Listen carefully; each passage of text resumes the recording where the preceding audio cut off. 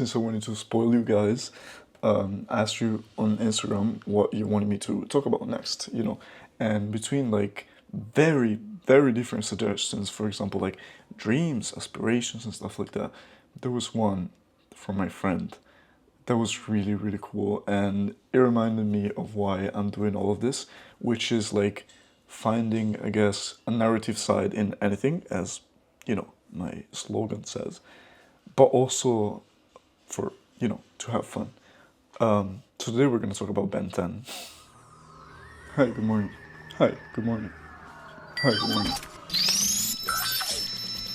What we're gonna do is we're gonna do top 10, but actually like is the top 10 is not like a ranking of my favorite, like my personal favorite aliens, and to make it relevant and coherent with the rest of the channel, we are gonna find some learnings that these aliens, like their characteristics or their way of behaving, their characters or whatever, can actually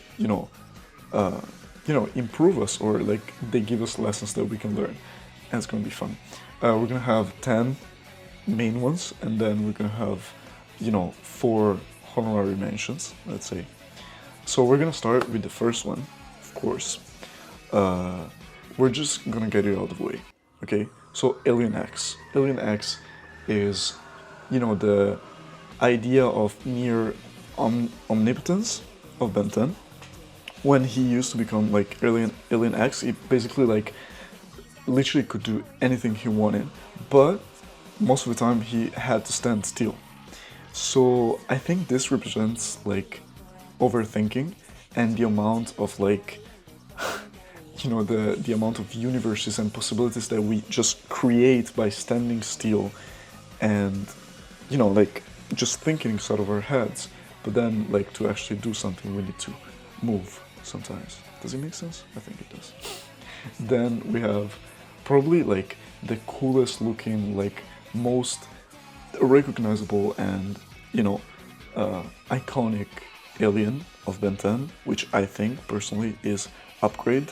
Upgrade is basically like shifter that actually possesses technology, which is so cool, And what we can learn from this is like nowadays, like we see a lot of problems with technology, and a lot of people are going completely against it with AI or whatever, completely against it.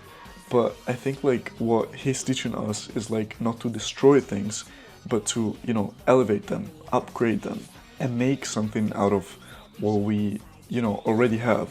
I talked in the last video about like desiring what we have compared to desiring what we don't have. So you already have, like we already have all the tools in the world, technological and all the rest, like to achieve what we want to achieve.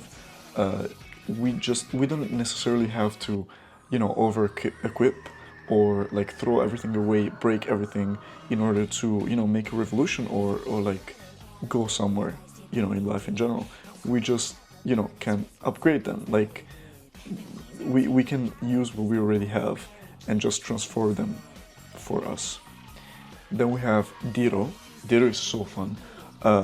He's like he's representing like the overproduction era, I think.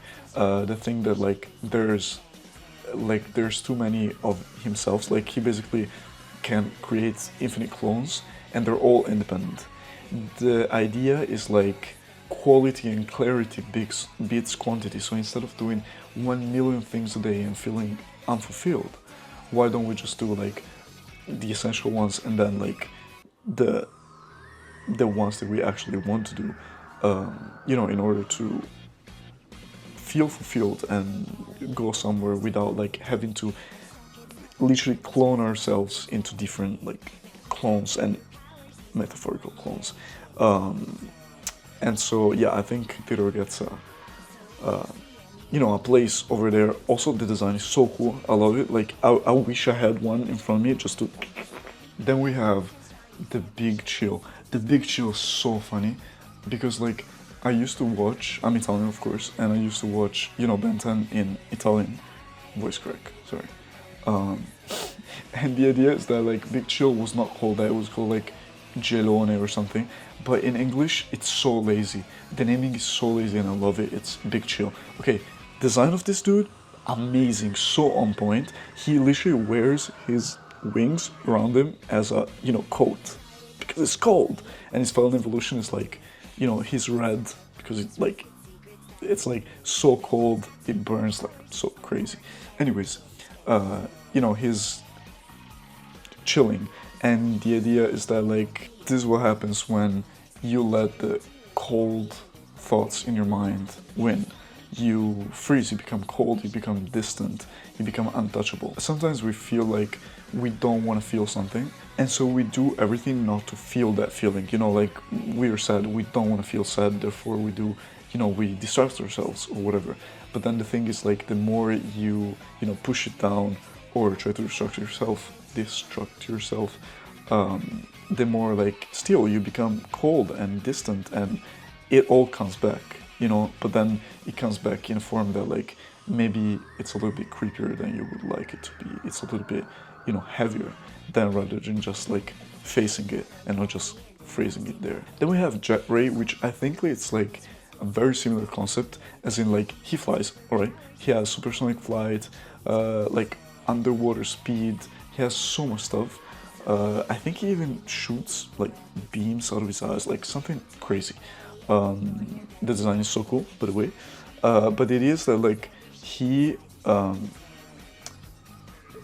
the same as like, you know, freezing everything, you know, like instead of like freezing it all and freezing yourself, like becoming distant, becoming like closed up in yourself, you just move, like you go on with life. You can't, you know, stand still, because then you start thinking and all this stuff. And sometimes like it's okay to fly away from things, but then at one point you just have to land. So yeah, try to, you know, always face things with this, like with their own times and your own little way of doing that, but still try. Then we have another very very lazy naming, which is Spider Monkey.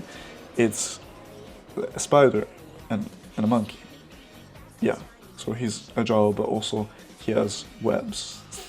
And I think this is like the idea of chaos, you know, from the name to the mixing of things to like jumping around and shooting webs and whatever. And chaos can be destructive, but it can also mean creativity. Creativity most of the times can be really interesting and can really get you out of situations. And yeah, like sometimes we need a spark of genius. And you might say, why didn't you put like gray matter as another character of Ben 10? And I think like, I don't know, this is just cooler. I'm sorry. Then we have Echo, which is, you know, it's a little bit similar to Diro, as in like cloning and like using, you know, multiple sounds and chaos and whatever. But I think Echo is interesting because like, of course, like he uses like sound waves and duplication in order to, you know, control sound. The idea is like we are bombed, and we bomb people with our voices. It's just like sometimes we, you know, it's good to scream. It does something. We have to keep screaming for the things we believe in, but sometimes it's interesting to, you know, just shut up a second and listen in order to scream about things that we actually care about, and not just like screaming because we hear somebody screaming and then we scream back, and then it's all a cycle of like doing a lot and screaming a lot, talking a lot, but we don't really know about what. Does it make sense? I hope so. Then we have probably my personal favorite, actually Big Chill is my personal favorite, but we have Ghost Freak. Ghost Freak is crazy. By the way, petition to change his name to Goosebumps. In Italian is Pelle d'Oca, which means goosebumps, and Ghost Freak is just weird. It's a weird ass name. He's not a freak, like, I don't know. And again, like, there's like another way of seeing, you know, ignoring things. If you like just ignore your shadows, they're gonna, like, you're gonna become your shadows. So instead of being creeped out by, your shadows, you should somehow embrace them in order to be able to control them, and you will see how much like power they're gonna bring to you, or to DENN in this case. And then we have the design is so ass, and that's why I love it. We have Abchuk. Abchuk is called vomito, I think, in Italian, which is literally like just throw up. Just that. So amazing. So what he does is basically like eating everything. He's able to store things and to like eat everything, and he absorbs these things, and he converts it into energy. And the idea is like the deeper lesson that we can learn from Abchuk is that like not everything that you can take in is worth it, and choose wisely what you consume, because like you know what they say, you are what you eat, and if you eat negativity, you're gonna throw up negativity on others, on yourself, and everything around you, physically in this case, but also like metaphorically, is gonna become like made of what you ate. So try to surround yourself, or at least try to, with like more positive things and things that are good for you. Then we have the honorable mentions, which we're gonna go over them like very quickly.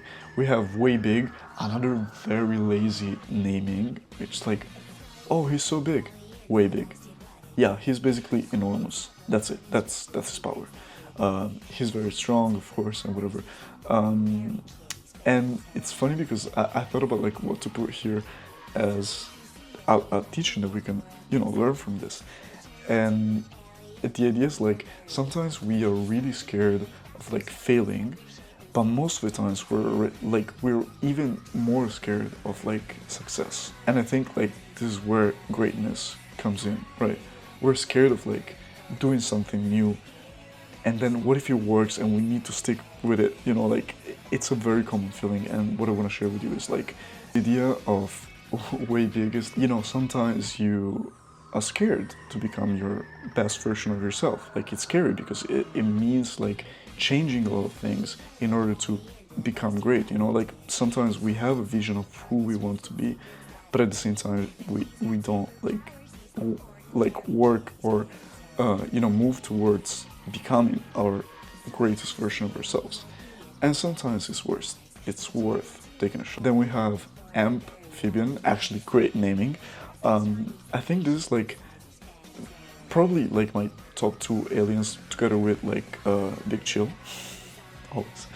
And I think like this is it talks about your surroundings. So his powers are basically electricity control and also phase shifting, but the idea is that like he's not immune to electricity, which is very fun. So for example, he uses energy, he can become energy, he can like transmit energy, shoot energy, or whatever, like that's in the cartoon, of course. But at the same time, if he's like put underwater, he's gonna be like electrocuted by himself. And that's like, what can we learn from this? in a very dumb and forced way, we can learn that your energy, if is misput, or like put in the wrong area, in the wrong environment, with the wrong people, with the wrong like society around you, it can be dangerous for you. It can be compressed, while in the right environment it can become your power, your unicity. Then we have Walnut, crazy beast. He's just a beast. He has primal movement, and at the same time he has enhanced senses, even though he doesn't have eyes. But at the same time, like we, as in opposition to Alien X, which is all like thinking basically, and thinking makes the doing. I sound like a 2-year-old, but yeah. He follows his instincts all the time, and that makes him very powerful. Sometimes we just need to follow our instincts, because it's not just like a feeling, it's an intuition, and sometimes it's worth following. And finally, it's crazy that this alien exists. It's called the worst, literally. This dude can do nothing, but he's indestructible. So what he does is basically like, he's completely like unremarkable. You can't phase him, you can't kill him, you can't scratch him either. But the thing is, like, he feels every little inch of pain. Like if you stab him with a sword or bomb him with a nuclear explosion, he's not gonna die, but at the same time he's gonna like feel all the pain as if he was dying. Poor him. And DENN, of course, hates being him, which makes sense. But at the same time, I think the worst is both for DENN and for us, like, rock bottom, which means that, like, if you reach rock bottom and you still, you know, can't survive, you literally can't survive everything, and it's gonna hurt, you're gonna feel all the pain, but then at one point, you're just gonna, you know, come back to DENN in this case, or to your best version of yourself, like Waybig, you know. But yeah, this was a very weird ass video, which I hope you enjoyed somehow. And thank you, you know, to my friend for suggesting it. And if you want to suggest another video like this, or even worse, or even better, just follow me on Instagram, drop a comment if you'd like. And yeah, I hope you enjoyed, and until the next one, have a beautiful, beautiful day. Bye.